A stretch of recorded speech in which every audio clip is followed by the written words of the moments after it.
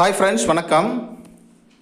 தம்ப்நெயிலு செவிலியர்கள் சுயநலவாதிகள் அப்படின்னு போட்டிருக்கானே, இவன் என்ன சொல்ல வரான் அப்படின்னு தான் நிறைய பேர் யோசிச்சுக்கிட்டு இருப்பீங்க.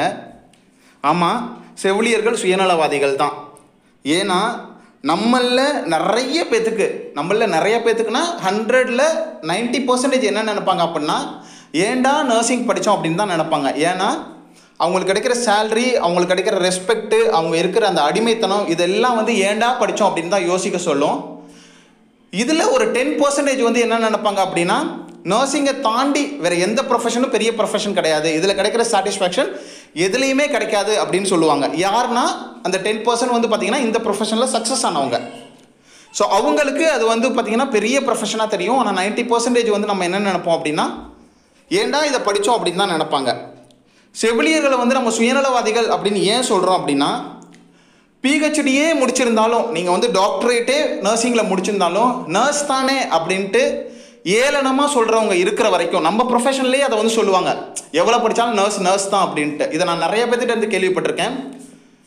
பிஹெச்டியே முடித்தாலும் நர்ஸ் தான் அப்படின்னு என்றைக்கு நீங்கள் ஏளனமாக சொல்கிறத நிறுத்துறீங்களோ, அவங்க இருக்கிற வரையிலும் எவ்வளவு படிச்சிருந்தாலும் எவ்வளவு நாலேஜாக இருந்தாலும் அதை நான் வந்து அப்ளை பண்ண மாட்டேன், டாக்டர் சொல்கிறத அப்படியே கண்ணை மூடிக்கிட்டு ஃபாலோ பண்ணுவேன், அது தப்பாகவே இருந்தாலும் அதை தான் நான் செய்வேன் அப்படின்னு சொல்கிறவங்க இருக்கிற வரையிலும், என்னோட வேலையை மட்டும்தான் செய்வேன் அப்படின்னு சொல்லாத வரையிலும், எல்லாத்தோட வேலையும் இழுத்து போட்டுக்கிட்டு செய்கிறவங்க இருக்கிற வரையிலும், என்னோட வேலையை மட்டும்தான் நான் செய்வேன் அப்படின்னு சொல்லாத வரையிலும்,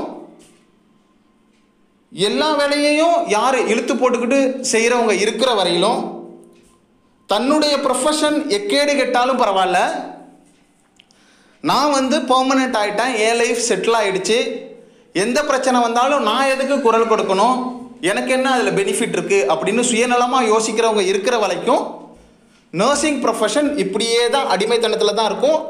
நர்சஸ் செவிலியர்கள் அடிமைகள் தான், சுயநலவாதிகள் தான். ஸோ அதில் வந்து மாற்று கருத்து கிடையாது. ஸோ இப்போ ரீசெண்டாக நம்ம வந்து ஒரு பேப்பர் நியூஸ் ஒன்று பார்த்தோம். அதில் வந்து பார்த்திங்கன்னா, ஹாஸ்பிட்டலில் நிறைய ஸ்டாஃப்ஸ், அதாவது நிறைய ஒர்க்கர்ஸ், அதாவது நர்சிங் அசிஸ்டண்ட்டாக இருக்கட்டும், ஹாஸ்பிட்டல் ஒர்க்கராக இருக்கட்டும், சானிடரி ஒர்க்கராக இருக்கட்டும், லஸ்கர் போஸ்ட்டாக இருக்கட்டும், இந்த மாதிரி நிறைய போஸ்ட் வந்து ரெக்ரூட் பண்ணாதனால செவிலியர்கள் வந்து சிரமப்படுறாங்க அப்படின்னு போட்டிருந்தாங்க. செவிலியர்கள் இடையில் யூனிட்டி இல்லாத வரைக்கும் இந்த ரெக்ரூட்மெண்ட் என்றைக்குமே நடக்க போகிறது கிடையாது. ஏன்னா எல்லா வேலையும் செய்கிறதுக்கு செவிலியர்கள் இங்கே இருக்கிறாங்க. ஃபார்மசிஸ்ட் வரலன்னா ஃபார்மசிஸ்ட் வேலையை பார்ப்பாங்க, லேப் டெக்னீஷியன் வரலன்னா லேப் டெக்னீஷியன் வேலையை பார்ப்பாங்க, கவுன்சிலர் வரலன்னா கவுன்சிலரோட வேலையை பார்ப்பாங்க, எலக்ட்ரீஷியன் வரலன்னா அந்த வேலையை இழுத்து போட்டுக்கிட்டு செய்வாங்க. ஸோ என்னென்ன போஸ்ட், டாக்டர்ஸ் வரலன்னா டாக்டர்ஸோட ரோலை செய்கிறதுக்கும் இங்கே ஆள் இருக்காங்க. ஸோ யாரெல்லாம் வேலைக்கு வரலையோ அவங்களோட வேலையெல்லாம் செய்கிறதுக்கு செவிலியர்கள் இருக்கிற வரைக்கும் இந்த ரெக்ரூட்மெண்ட் நடக்கிறதுக்கு வாய்ப்பே கிடையாது. இன்னொரு விஷயம் என்னென்னா, செவிலியர்கள் என்னும் அடிமைத்தனம் எப்போ மாறும் அப்படின்னு நிறைய பேர் வந்து இது வந்து நம்ம வந்து நிறைய வெளியில் வந்து நம்ம வந்து சொல்கிறதில்ல. இது வந்து எப்போ மாறும் அப்படின்னு நம்ம உள்ளுக்குள்ளேயே போட்டு புணுங்கிக்கிட்டு இருப்போம். ஸோ இது வந்து எப்போ மாறும் அப்படின்னு பார்த்தீங்கன்னா, staff nurse recruitment according to the norms எப்போ ரெக்ரூட்மெண்ட் பண்ணுறாங்களோ, அதுவும் எவ்ரி இயர் அதை வந்து அந்த ரெக்ரூட்மெண்ட்டை எப்போ பண்ணுறாங்களோ, ரெக்ரூட்மெண்ட் பண்ணும் போதே பெர்மனன்ட் போஸ்ட்டாக டைரக்ட் ரெக்ரூட்மெண்ட்டாக என்னைக்கு வந்து பண்ணுறாங்களோ, ஸ்டாஃப் நர்ஸுங்கிற போஸ்ட்டை நம்ம வந்து ரொம்ப நாளாக கேட்டுக்கிட்டு இருக்கோம், நர்சிங் ஆஃபீஸராக மாற்றணும் அப்படின்ட்டு, நேமை வந்து சேஞ்ச் பண்ணணும் அப்படின்ட்டு.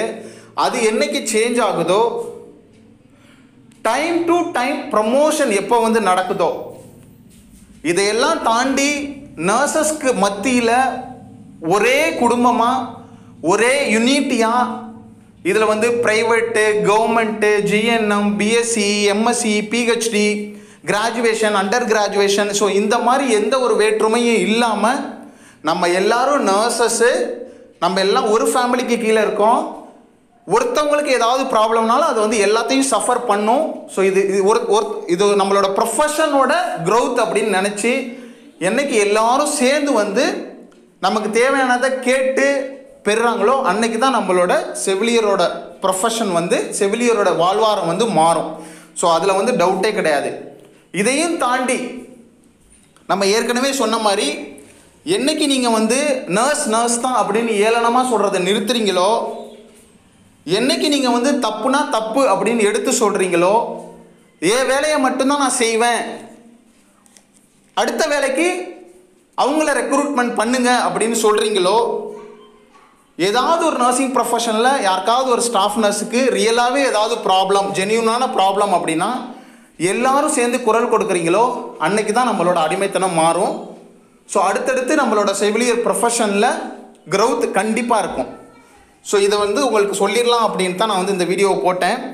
இவ்வளோ பேசுகிறியே, நீ என்னடா செஞ்சுருக்க அப்படின்னு நிறைய பேர் கேட்பீங்க. என்னால் முடிஞ்ச அளவுக்கு நம்மளோட நர்சஸ்க்கு நான் எஜுகேட் பண்ணிக்கிட்டு இருக்கேன்.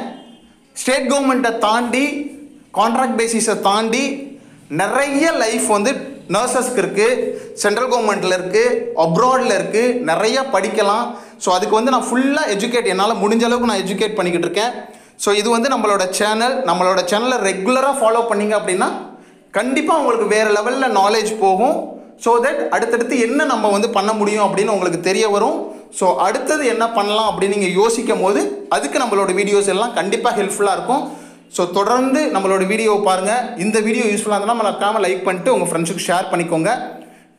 Wish you all the best. Thank you.